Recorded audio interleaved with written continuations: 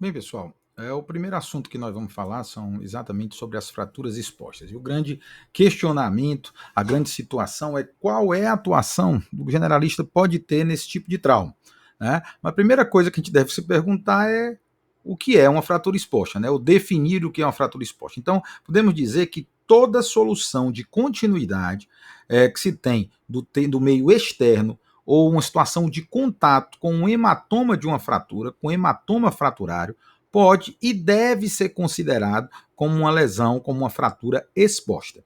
Tá? É um grandíssimo desafio na prática do ortopedista de uma maneira geral. Por quê? Porque no passado os traumas eram traumas de menor intensidade, então as fraturas expostas eram provindas de alguma situação mais torsional ou traumas mais leves. Entretanto, com o aumento da violência urbana de uma maneira geral, os traumas mais importantes começaram a vir, principalmente carregados de alta energia e criando uma situação de difícil resolução por parte do ortopedista de uma maneira geral.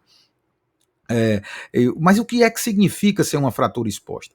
É um tipo de lesão que é mais fácil infectar? Por que é mais fácil infectar? É só pela contaminação com o meio externo? Provavelmente não. Alguns trabalhos mostram, inclusive, que a bactéria que é causadora da infecção tardia numa fratura exposta, por vezes não é encontrada no momento do trauma. Ela, na realidade, ela começa a se colonizar nos tecidos desvascularizados, vindo exatamente como uma consequência desse processo de exposição de alta energia.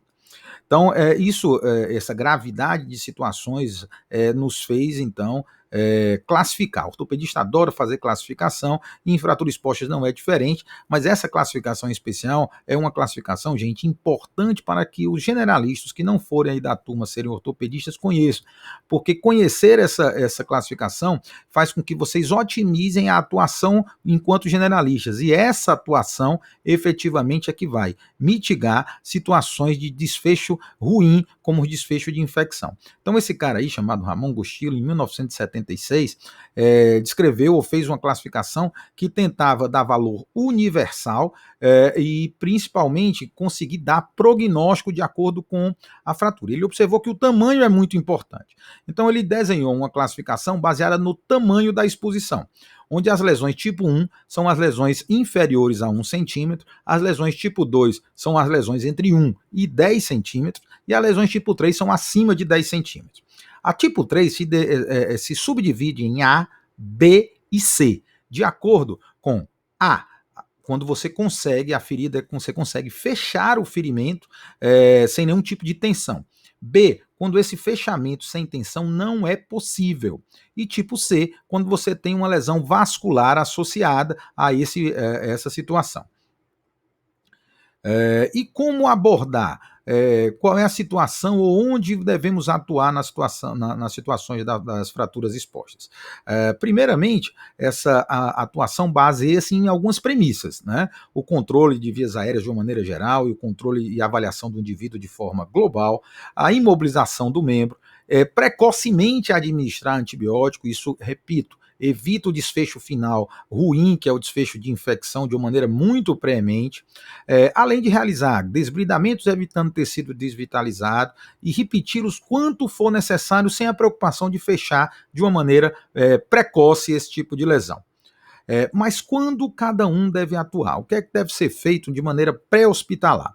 Né? Antes de chegar no hospital, quando você aborda, e nós como médicos temos que prestar socorro a indivíduos quando tem uma lesão dessa natureza no meio da rua, você deve primar por cobrir a ferida, fazer um compressivo para evitar sangramentos de maneira pré-hospitalar, tentar imobilizar provisoriamente com o que você tiver à disposição naquele momento e rapidamente levá-lo ao hospital, porque o atendimento inicial mitiga situações de infecção.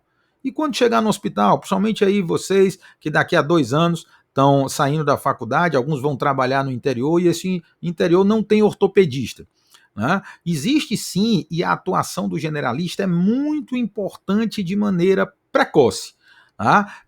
A situação de avaliação global da pessoa com fratura exposta, a imobilização precoce, primando por uma avaliação do membro com pulsoterapia, a avaliação radiográfica quando possível, mas principalmente a realização de antibiótico profilaxia e tétano profilaxia são missões inexoráveis do generalista quando na atuação de uma fratura exposta, mesmo distante do ortopedista.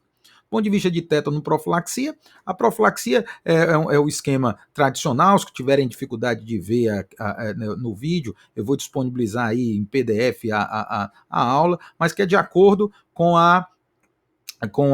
quando foi a última vacinação, ou se é conhecida a última vacinação contra o tétano.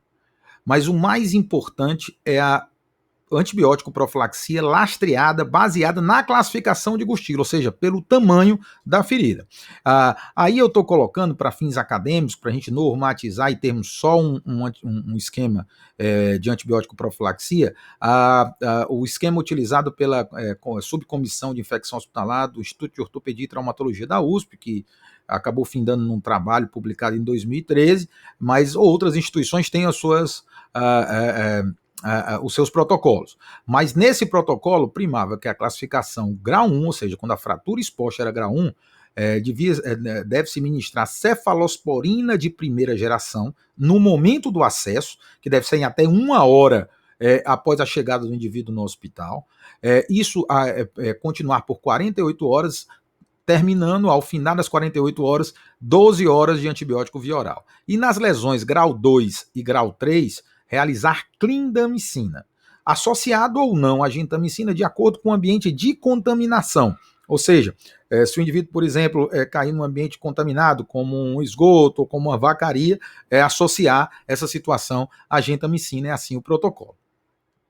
Então, essa atuação do generalista é importantíssima para entregar de uma maneira já organizada a situação para o ortopedista, que o ideal seja, uma vez você descrevendo bem a lesão, uma vez você documentando e já classificando, iniciando a antibiótico profilaxia, a atuação do ortopedista já é dentro do centro cirúrgico, já com o paciente anestesiado, minimizando situação de dor para ele, principalmente se você já transferi-lo imobilizado, e aqui vai um alerta a vocês, os que vão participar do ambulatório na parte prática, se desafiarem a aprender a colocar uma tala de gesso, que é uma coisa de alguma simplicidade e que você diminui bastante sofrimento de pessoas durante transferências. E quando isso acontece, quando já chega desse jeito para o ortopedista, ele já começa a primeira fase de tratamento, que é a limpeza cirúrgica, através de uma lavagem exaustiva com o soro fisiológico da região, iniciando uma reabertura ou um aumento, você amplia a incisão na busca principalmente de tecidos necróticos, bem como algum fragmento solto, fragmento de osso ou qualquer tecido desvitalizado que deve ser retirado do foco fraturário, porque é simples fonte de contaminação. Para nós sabermos qual é o tecido que está mais desvascularizado, nós usamos as regras dos 4 Cs do tecido para a gente ver essa vitalidade, que passa por cor, consistência, circulação e contratilidade. A gente aperta a musculatura, se você não tiver uma reação contrátil, é sinal quando a musculatura já não viável, e que você deixar essa musculatura vai simplesmente criar um tecido necrótico e essa situação ser fonte efetiva de infecção. É importante salientar que antibiótico ou desbridamento mais lavagem não se substituem. As duas situações são extremamente importantes na prevenção de infecção futura. Então, o antibiótico precoce deve ser realizado sim, e o desbridamento e lavagem da lesão de maneira o mais célere possível. Alguns trabalhos falam de 6 horas, mas já sabemos hoje que quanto mais rápido você ter, ou você conseguir fazer esse desbridamento e lavagem, melhor é o resultado, mas não diminui a necessidade de realizar em qualquer momento desse atendimento. E depois de lavar, depois de debridar, aí chega a fase que é também importante de fixação dessa fratura. Podem ser vários, ou são vários os métodos de fixação de fratura, passando por tração cutânea em alguns tipos de fraturas proximais de fêmur. A própria tala pode servir de imobilização proximal. Algumas fraturas você está autorizado, principalmente as tipo 1 e tipo 2 de Gustilianus, você está autorizado a já fazer uma fixação definitiva, esse termo RAF que está escrito aí, quer dizer redução aberta e fixação interna, e você pode utilizar de maneira provisória também, às vezes no nosso meio acaba ficando uma situação permanente, de uma fixação permanente, mas você pode usar provisoriamente os fixadores externos, principalmente os de caráter linear, para que promova essa fixação, que também acaba minimizando, já que você tem uma diminuição do hematoma fraturário, minimiza as situações de complicação e infecção. E aí, gente, um exemplo aqui para vocês verem de uma fratura fixada com uma fixação externa linear. Essa é uma fratura tipo 3B, onde você tinha uma situação maior do que 10 centímetros de lesão, e que você não conseguia fechar sem tensão. Então foi só reaproximado os bordos. Você nunca deve fechar com muita tensão, porque acaba esse bordo necrosando e isso ser fonte de infecção. E diante dessa gravidade dos traumas, a grande pergunta que a gente se faz é: amputação também é tratamento, ou pode ser tratamento? A resposta é sim. Né? Algumas situações você se depara com o fato de permanecer ou deixar esse membro pode comprometer a vida do indivíduo. Então é interessante que você tome a decisão, às vezes, de amputar para salvar essa vida. Às vezes uma situação difícil, principalmente em emergência, então para isso a gente pode se socorrer a algumas escalas. Essa é uma escala importante, chamada escala de MES, que é uma escala que coloca um score de gravidade da mutilação. E se você tiver um numeral, quando somado acima, alguns trabalhos falam 7, 8, mas acima de 8, certamente você deve pensar, não é uma coisa obviamente compulsória, né? Você conversa com os familiares, uma situação de relação médico-paciente é importante, mas você deve pensar sim em amputação, porque esse paciente corre um risco importante de vida, né? De outros órgãos vitais estarem por esse trauma serem comprometidos ou estarem sendo comprometidos naquele momento. Então, o que leva em conta a escala de MES. São 4 itens, né? Primeiro, o tamanho da lesão músculo-esquelética, que pontua de 1 a 4, sendo baixa energia, média energia, alta energia, altíssima energia, aquele trauma enorme, um tiro de fuzil na perna do indivíduo, ou um acidente, um choque automobilístico importante. A isquemia do membro, variando de 1 a 3, de acordo com o pulso estar reduzido, mesmo com e a perfusão normal, 1, até o membro estar completamente frio e insensível, graduado em 3. A questão hemodinâmica da pessoa, né, se está em choque, chegou com a PA maior do que 90, sistólica, você vai pontuar 0. Se tiver uma hipotensão persistente, mesmo com todas as atuações de suporte para esse indivíduo, ele ainda continua hipotenso, já pontua 2, e a idade. De 30 anos ou até 30 anos, nenhum ponto, de 30 a 50 anos, 1 ponto, e acima de 50 anos, aqui está errado, você pontua 3 pontos.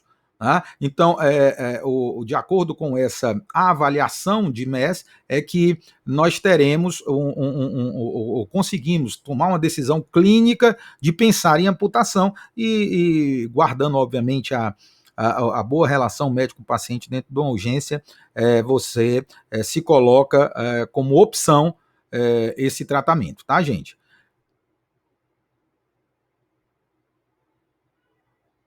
Então, espero agora vocês no próximo vídeo. Como a gente tinha falado, nós vamos